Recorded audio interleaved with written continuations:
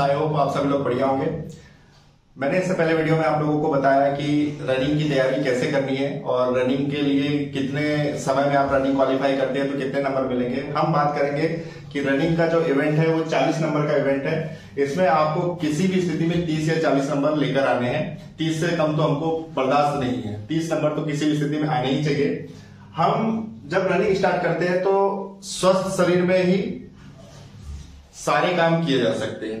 स्वस्थ शरीर को रखने के लिए सबसे महत्वपूर्ण है कि हमारा शरीर स्ट्रांग रहे। स्ट्रांग रखने के लिए रनिंग हम करते हैं तो हमारे मसल्स टूटते हैं, सेल्स टूटते हैं और इसको जोड़ने का काम करता है प्रोटीन और फाइबर। यदि प्रोटीन और फाइबर युक्त हम भोजन करेंगे तो हमारा जो मसल्स है अच्छे से जुड़े रहेंगे और हमें शरीर हमारा साथ देगा, हमें बॉडी में पेन नहीं होगा।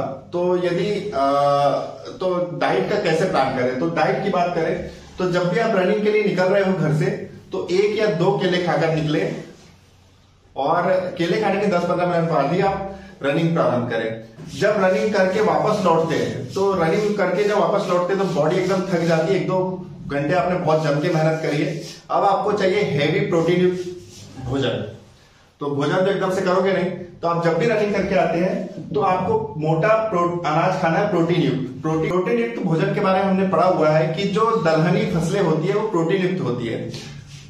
इसके लिए आप जो कि कुछ प्रोटीन युक्त भोजन के लिए हम यूज करेंगे मूंग, उड़द, सोयाबीन, मूंगफली के दाने और बादाम। हमने पढ़ा है कि सोयाबीन में 46% प्रोटीन होता है, जो सबसे मस्त होता है प्रोटीन के लिए।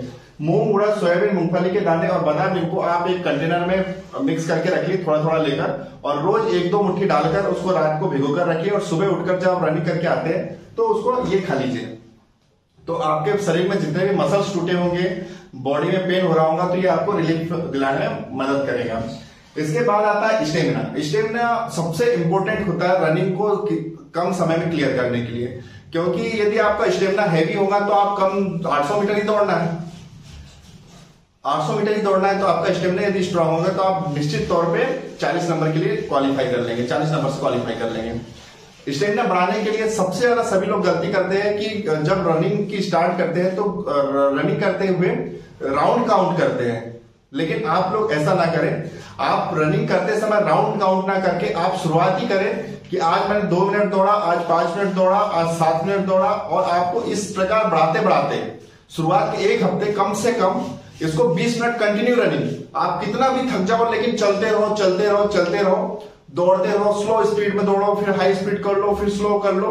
इससे क्या होगा कि आपका जो सीन पेन होने वाला है ना वो भी स्टार्ट हो जाएगा, और सीन पेन एक बार स्टार्ट होता ही है और वो अपने आप बंद भी होता है, उसके लिए कुछ नहीं कर सकते आप।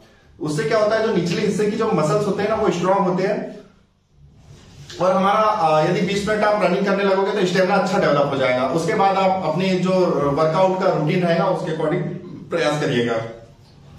स्टेमिना बढ़ाने के लिए जो नेचुरल है दूध और हल्दी। जब आप रनिंग करके आते हैं तो दूध, हल्दी या फिर दूध प्रोटीन पाउडर या दूध या अश्वगंधा 1 गिलास लेना है। इसको कैसे करोगे, आप लोगे 1 गिलास दूध लिया आपने, उसमें 1 चम्मच हल्दी या 1 चम्मच प्रोटीन पाउडर या आधा चम्मच अश्वगंधा डाल दिया। वैसे मैं आप लोगों को टिक बताऊं तो दूध और अश्वगंधा को सबसे ज्यादा स्टेमिना बढ़ाता है। यदि स्टेमिना अच्छा रहेगा तो रनिंग अच्छी निकलेगी। तो दूध और अश्वगंधा को क्षीरपाक मेथड से ही उसको पीना है।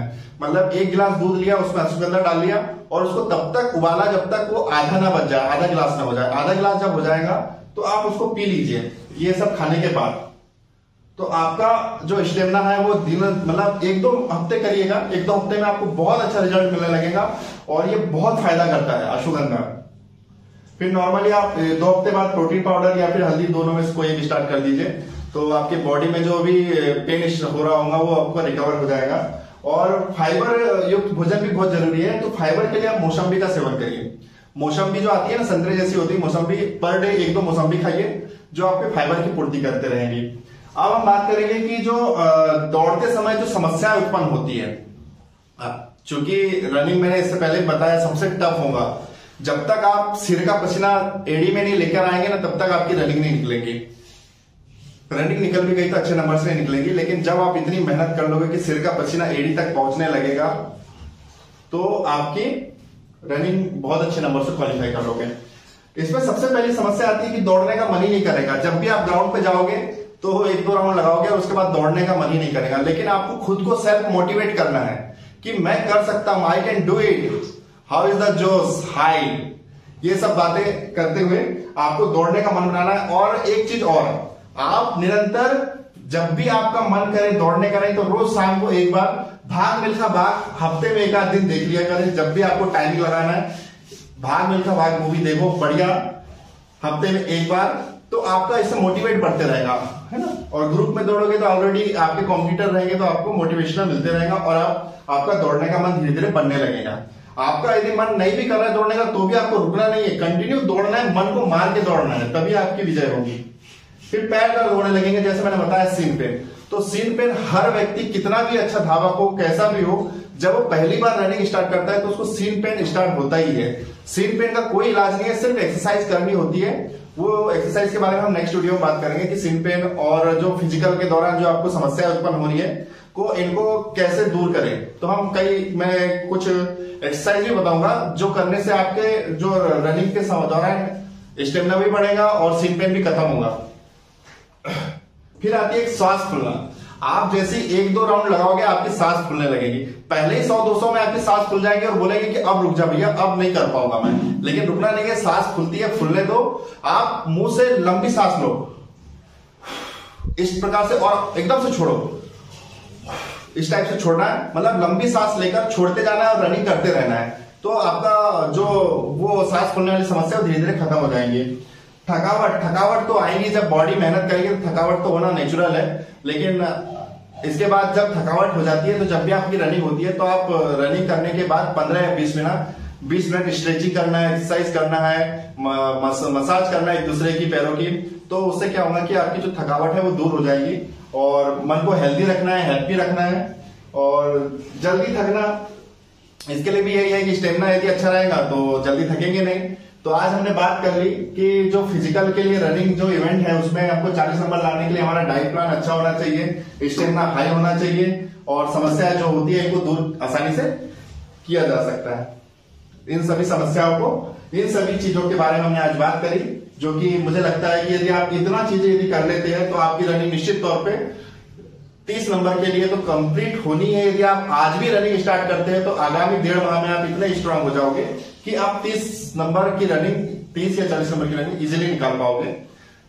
मिलते हैं हम अगले वीडियो में, अगले इवेंट। यदि आप लोगों को मेरे चैनल से किसी भी प्रकार का ज्ञान प्राप्त होता है या आपके फिजिकल में सहयोग प्राप्त होता है तो कृपया कर मेरे चैनल को लाइक करें, कमेंट करें, सब्सक्राइब करें तथा अपने मित्रों के साथ शेयर करें। थैंक यू मित्रों, जय हिंद।